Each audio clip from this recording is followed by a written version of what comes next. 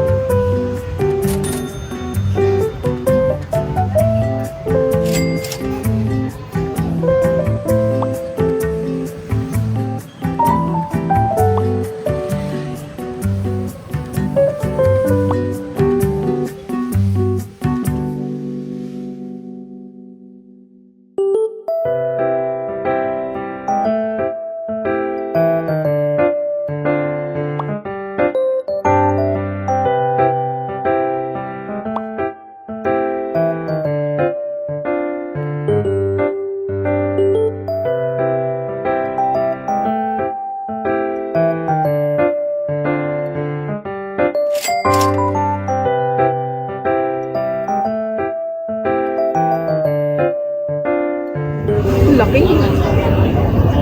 Ano siya kainin? Walang hirap niya kainin pag take out.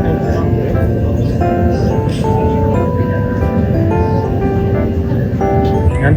Lumabas muna kami. Food trip ng gabi. Anong tawag dyan? Crepes lang. Dito kami sa Station 2. Sige.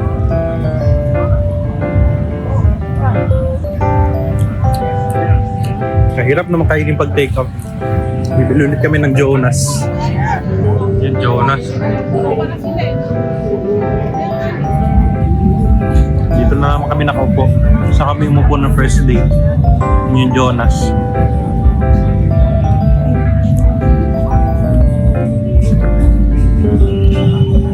Wala na akong malasang ice cream.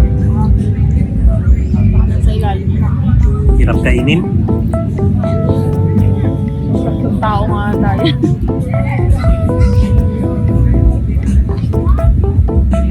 Hindi ko nakainin yung crepe. Nagdudurog-durog. Nervous system. The creep.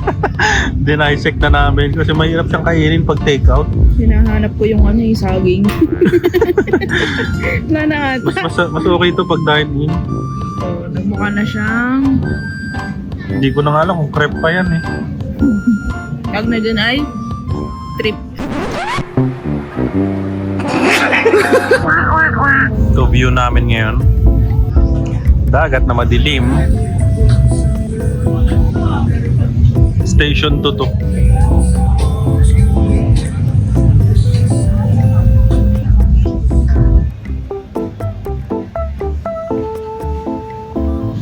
Cute ng aso.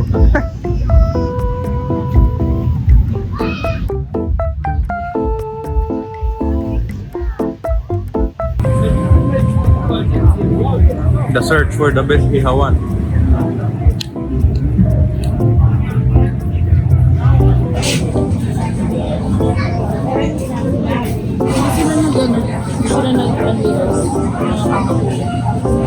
Hindi naman sila sanay doon.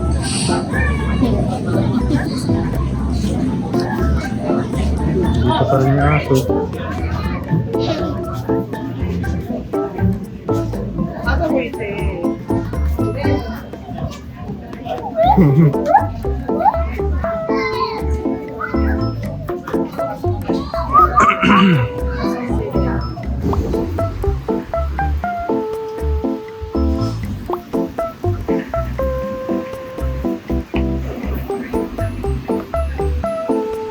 Ito lang siya, katabi ng sunny side. Dito kami nag-swimming kanina. High tide na. Kanina nandun lang kami, naglalaro kami ng sand. Ngayon nandito na yung alon. Station 1. Dito walang tao pag gabi. Marami doon sa Station 2. Doon. Mailaw. Diyan marami nagpa-party. Dito tahimik na pag gabi. Share ko lang. Yun yung Willy's Rock. Mahaba pa yan, hanggang dun pa. Mas tahimik pa dun. Yung mga blades na rin dito. Kung gusto nyo sa tahimik na lugar, Station 1.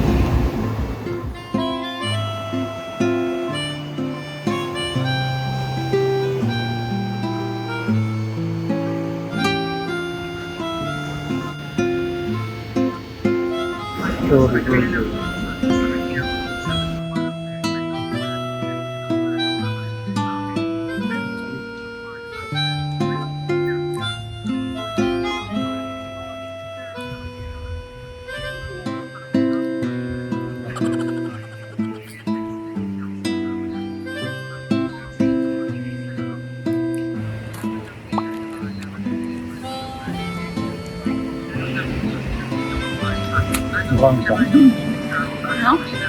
Bangka. Tapos 50 bili namin sa Station 2 dati. Ano nga? 50.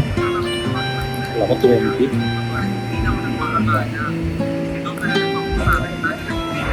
Okay na. Solved na. Back to work. Boracay daily.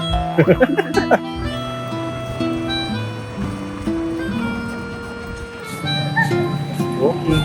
Maganda rin yung tsura niya. Paggabi. Mga nagsuswede.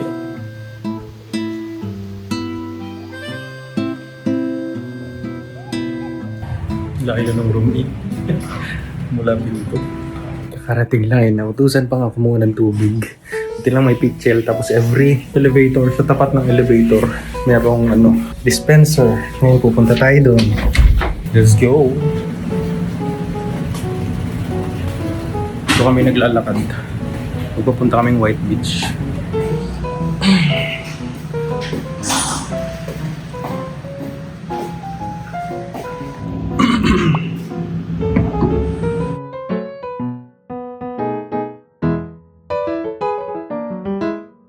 Yan lang pala, yung cart.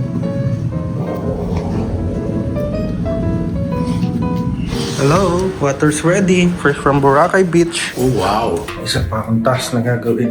Isampay ang aming mga nabasang damit. Meron silang sampayan dito. Pakita ko sa inyo. Meron. Lahat naman siguro ng hotel meron nun eh. Tama.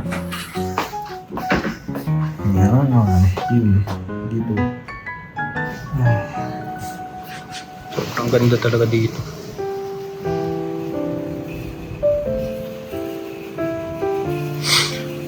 Sana yumaman ako no? Para pabalik-balik lang ako dito. O kaya sa mga mas magaganda pang hotel. Thank you Lord sa experience. Naging kahit pa paano may kaya kami sa loob ng 5 days. Grabe. Anyway, back to work. Work muna kami. Last day na bukas. Hello.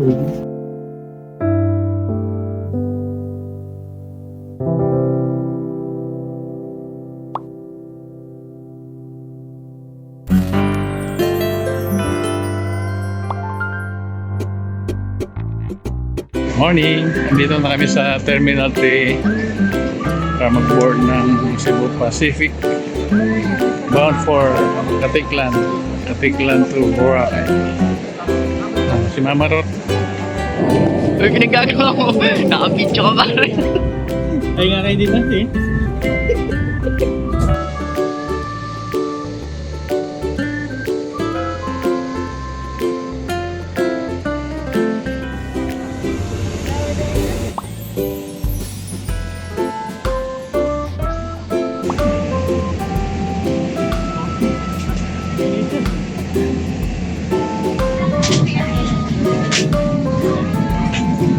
Ten kayo po. ABC. 10.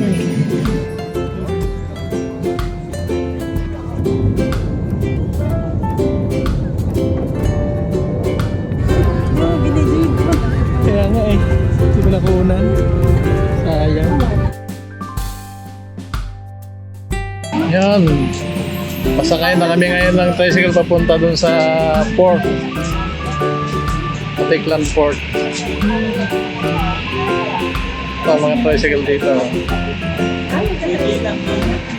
Ayan, dito magbabayad ng tricycle, apat-apat. Yung mga tricycle dito sa Katipuan.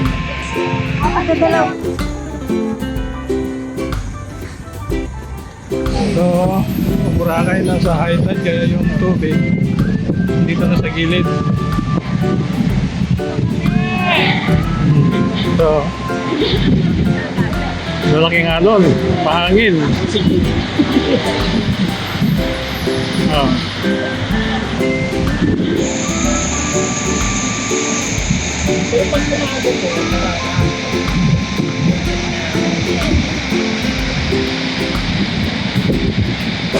Dito kami ngayon sa gilid ng Boracay. Boracay Beach, oh. Daming tao.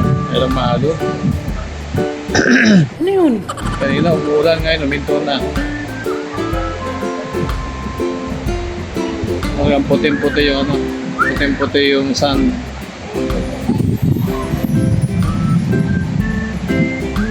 Yan, dami ng tao na mamasyal. Doon sila mamarot sa gitna.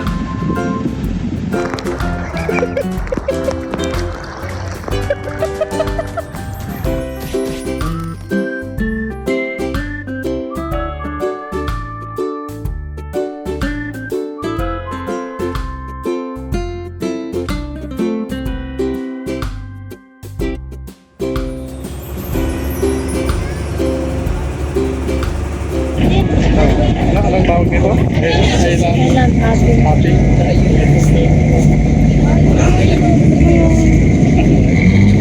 Mag-island hopping daw kami. Wait a minute. Hindi, nag-ano isip ko.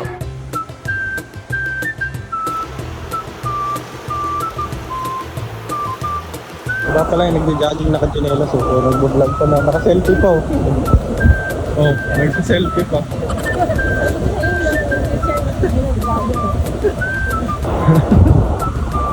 Di na iya oh. Pwede mo. Hello, jogging.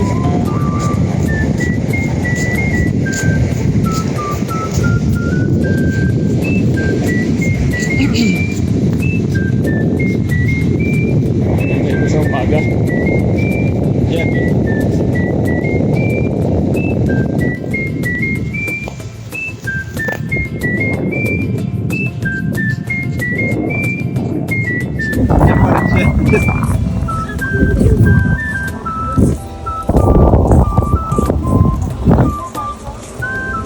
Yan pa rin siya.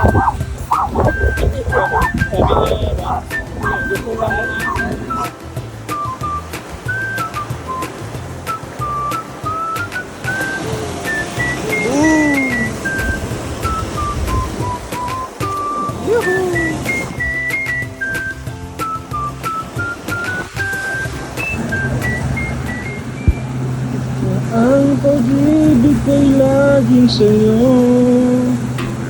kahit maputi na ang buhok ko. Ano ba ito nakakatawa to? La la la la la la la la la la la la. So, ihaw-ihaw. Ihaw-ihaw kami kasi nagutom na naman. Yan. Muna lang dito. Dito sa tabi nito na dagat.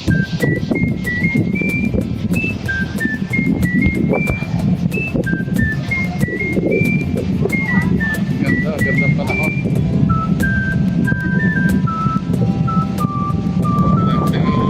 Dito sa beach park kami ngayon.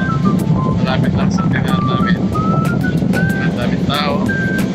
Si Mama Rod, kinikita mo. Si Mama Rod, kinikita mo. Nakikita niyo, daming tao. Sa loob. Doon sila clean. Dalawa na sila. Gininaw na yata. Ito yung mga ihaw-ihaw, mura lang, street food. Diyan kami kumakain. ako pag ganitong oras. Ang oras ay 6:15 ng hapon. Ayan. Dami naglalakad. May nagbabalibol. Ito, nakatayo pa ito kahapon. Kagabi, nabuwal na sa lakas ng tubig. High tide kasi. Ito, kagabi lang na tumba ito. Buti, walang nataganan na mga tao. Si mama ko ayaw maglakad. Tatakot. Anong masasabi mo sa Boracay? Siyempre, ganda. Ako ang reporter ngayon. Anong masasabi mo sa Boracay? From 1 to 10, anong rating mo? 11. Good morning, Kabora. Today is the 5th day namin dito sa Boracay. Day and last day. 5th day and last day. Kaya magpapaalam na kami dito sa beach front. Uwi na kami ni mamayang 7 o'clock. Bye-bye, Boracay. Thank you. Thank you sa ganda mo. Yan, ang lakas ang alon dito. Lakas ang alon ngayon. Lakas ang alon dito sa Boracay ngayon. Tuwing umaga kasi napakalakas ang mga alon dito sa hangin. Pero pag lunch time, ganda na. Basta? Alas 12 hanggang hapon na. Medyo ano na, low tide na yun. Ay, magka-high tide pa lang eh. Kaya malakas ang hangin dito.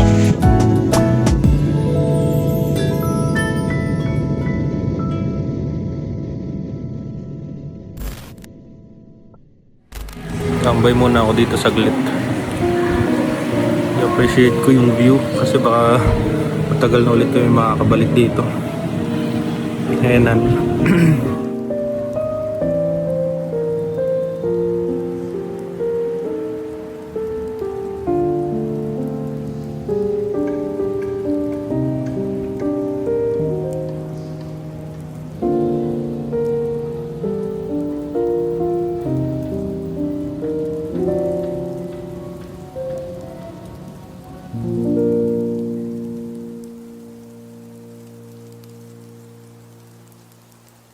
And with that, tapos na ang aming trip sa Boracay. Marami akong hindi napakita sa inyo kasi nga mahirap mag-iwan ng phone lalo na pag nasa beach tsaka sa pool. Taba ako na pero tumaba pa ulit ako. Pero ayun, baka may mga nagtataka dyan bakit di kami nag-island hopping, nag-parasailing, yan. Na-try na kasi namin yan dun sa mga una pa naming punta dati sa Boracay. So, para ngayon bumalik lang kami para lang talaga sa food trip tsaka para mag-relax lang din kasi wala naman na kaming balak na ibang activity. Ayun, trinay din namin yung mga ganito, mga mamahaling resort. Sa amin, mahal na yun pero sa iba baka sakto lang sa inyo. Ayun, sana naman may mabuo ako dito sa video na to. Ano lang talaga to eh, para lang sa akin na mabalik-balikan ko in the future. So, ayun, dito na natatapos ang ating Boracay trip. Tignan ko na lang yung mga susunod pang video na magagawa ko kung may trip man o sa bahay lang, bahala na. Ayun, maraming salamat sa panonood. Kahit na medyo gulo-gulo yung video, tinatapos nyo pa rin at inaabangan nyo pa rin yung kasunod. So, maraming salamat, Lord.